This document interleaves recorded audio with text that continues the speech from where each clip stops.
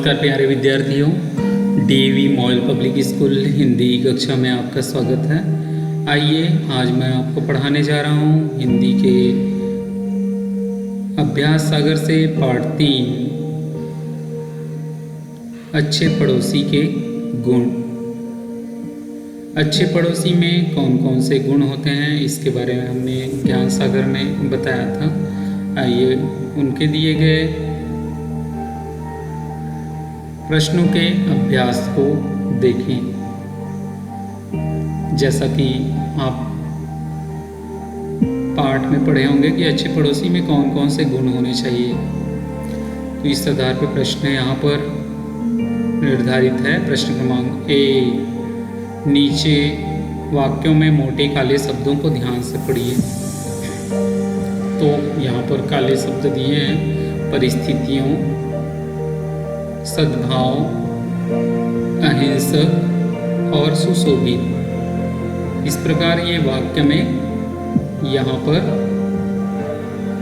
जो शब्द दिए हैं उनको आप 1 या 2 बार पढ़ेंगे। फिर देखिए यहाँ पर और शब्द दिए हैं: आदान प्रदान, दुर्भाग्य। इस प्रकार से इन शब्दों को आपको पढ़ना है उच्चारण के साथ। अब इन शब्दों की रचना पर ध्यान दीजिए। यहाँ पर शब्द दिया है, शब्दांश दिया है और मूल शब्द दिए हैं। तो परिस्थितियों में परि शब्दांश और मूल शब्द है स्थितियों। सद्भाव में सद शब्दांश है और भाव मूल शब्द है। वैसे ही अहिंसक में अ शब्दांश है, सुशोभित में सु, आदान में आ, प्रदान में प्र और दुर्भाग्य में दु। ये जो शब्द प्रारंभ में जोड़ा गया है, जिसके जुड़ने से शब्दों में एक विशेष परिवर्तन आया, ऐसे शब्दों को कहते हैं उपसर्ग।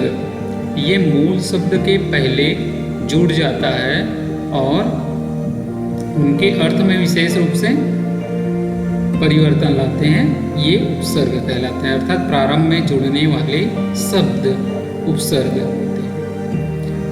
ऐसे शब्द जो शब्द से पहले लगकर, ऐसे शब्दांश जो किसी शब्द से पहले लगकर उनके अर्थ में परिवर्तन करते हैं या विशेषता लाते हैं, वह उपसर्ग कहलाते हैं। इस प्रकार हम यहाँ पर और उपसर्ग के रूप देखेंगे कि किस प्रकार उपसर्ग और मूल शब्दों को जोड़कर नया शब्द बनाया है। जैसे प्रति और कार, तो इसमें तो यहाँ पे इसको हटा देना है और ये प्रतिकार हो गया। अनुधनमान, अनुमान, अभिधनव, अभिनव, अवधन गुण, अवगुण, विधन द्रोह, विद्रोह, अपधन यश, अपयश। इस प्रकार से यहाँ पे जितने भी धन का चिन्ह लगा हुआ है उनको हटा दिए तो ये नया शब्द बन गया। अब देखते हैं आगे और दिए हैं यहाँ पर उदाहरण: उपधनकार, उपकार, कुधन मार्ग, कुमार्ग, दूरधन बल, दुर्बल, बेधन ईमान, बेईमान। इस प्रकार से यहाँ पर ये मूल शब्द के साथ पहले शब्दांश जोड़ा गया है, ये उपसर्ग है और इससे एक नया शब्द बना। अब इसमें उपसर्ग और मूल शब्द अलग करना है। प्रश्न 4, जैसे निदान, तो आपको जैसे ऊपर समझ आ गया तो इसको आसानी से कर सकते हैं। नी उपसर्ग हुआ और मूल शब्द दान।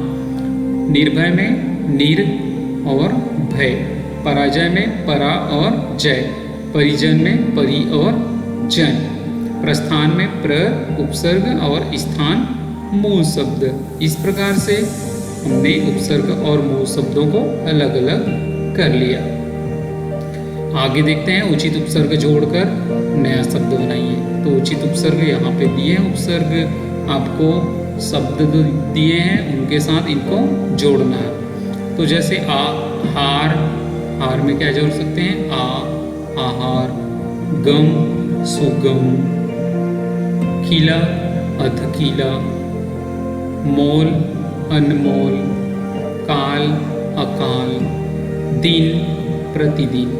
इस प्रकार से हम इनमें जो उपसर्ग है यहाँ से लेकर जोड़ दिए और यहाँ पर उनको नए शब्द के रूप में लिख दिए। तो इस प्रकार से ये हो गया आपका उपसर्ग। उपसर्ग प्रारंभ में लगाए जाते हैं। अब यहाँ पर वाक्य दिए हैं, इनको ध्यान से पढ़िए। पहला, यह हमारी सामाजिक उपलब्धि है कि हम एक दूसरे का नाम लेकर बुरा भला नहीं कहते। तो यहाँ पर सामाजिक, इसलिए कहावत है कि समझदार को इशारा काफी है। समझदार, हम जानबूझकर मूर्खता का अभिनय करते हैं। मूर्खता, हमारे पड़ोसी की पत्नी हमेशा बीमार रहती थी। पड़ोसी, यहाँ पर जो काले जो शब्द दिए हैं, मोटे काले शब्द दिख रहे हैं, इन काले मोटे शब्दों की रचना पर ध्यान दीजिए। जैसे सामाजिक, समझदार, मूर्खता और पड़ोसी, 4 शब्द दिए हैं। ये इनमें मूल शब्द हुआ समाज, समझ, मूर्ख और पड़ोस। और शब्द के आगे वाले जो भाग है उसमें लगा हुआ है इक, दार, ता और ई। पड़ोस में ई। तो यहाँ पर ये जितने भी शब्दांश हुए वो कहलाते हैं प्रत्यय। ऊपर दिए गए शब्दों के अंत में एक शब्दांश जोड़ा गया है, जिसके जुड़ने से उनके अर्थ में परिवर्तन हो जाते हैं। इसको बोलते हैं प्रत्यय। तो ऐसे शब्दांश जो शब्द के अंत में लगता है, प्रारंभ में लगता है उसको उपसर्ग और अंत में लगता है उसको प्रत्यय कहते हैं। आगे देखिए, नीचे लिखे शब्दों के साथ उचित प्रत्यय का प्रयोग करते हुए नए शब्द लिखिए। तो यहाँ पर दिया है ई, ईय, आपा, ज, पन, दार, इक, ता और त्व। इस प्रकार से यहाँ पर इन प्रत्यय का प्रयोग करते हुए आपको इन शब्दों के साथ जोड़ के लिखना है। तो जैसे स्वर्ग में क्या जोड़ दिए, ई, तो ये हो गया स्वर्गीय। फिर उदार में ता, उदारता। बूढ़ा में आपा, बुढ़ापा। मूर्ख में ता, मूर्खता। प्रारंभ में एक, प्रारंभिक। गरीब में हम लगाएंगे, क्या लगा सकते हैं, ई लगा सकते हैं, तो ये हो जाएगा गरीबी। परिवार में ही, पारिवारिक। स्त्री में त्व, स्त्रीत्व। बच्चा में पन, बचपन। और स्वभाव में ही, स्वाभाविक। इस प्रकार से यहाँ पर हम दिए गए प्रत्यय का प्रयोग करके नए शब्द बनाएंगे। आगे देखिए, नीचे दिए गए मूल शब्दों में उचित प्रत्यय जोड़कर नया शब्द बनाइए। जैसे यहाँ पर देखिए,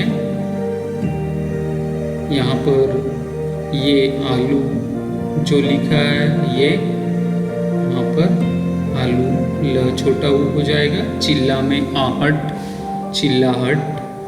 चढ़ में आव, चढ़ाव। दया में आलू, दयालु। उड़ में आन, उड़ान। या ना भी लिख सकते हैं यहाँ पर, उड़ना, उड़ना, उड़ना। यहाँ पे उड़ना आप लिख सकते हैं। सज में ना हम प्रत्यय प्रयोग करेंगे, तो ये हो जाएगा सजना। तो इस प्रकार से हम नया शब्द बनाएंगे, किसकी सहायता से, नए प्रत्यय की सहायता से। अब नीचे लिखे प्रत्ययों में उचित शब्द जोड़कर नया शब्द बनाना है। जैसे हमने ऊपर पढ़ा, यहाँ पर देखिए समाज में एक करेंगे तो सामाजिक हो जाएगा। आओ, आओ, प्याऊ। गरीब, ई। या कमाना, यहाँ पर कमाना। कमाना, यहाँ पर कमाना जैसे हमने शब्द प्रयोग किया, तो यहाँ पर कमाऊ हो सकता है, उनका कमाऊ बेटा था, ऐसे वाक्य में प्रयोग करते हैं। गरीब में ही, गरीबी। चिल्ला में आहट, चिल्लाहट। सज में ईला, सजीला। और इनका क्या बनाएंगे, ये कठिन आपके गलत शब्द हैं। मीठ में आई, मिठाई। और कार में उपकार।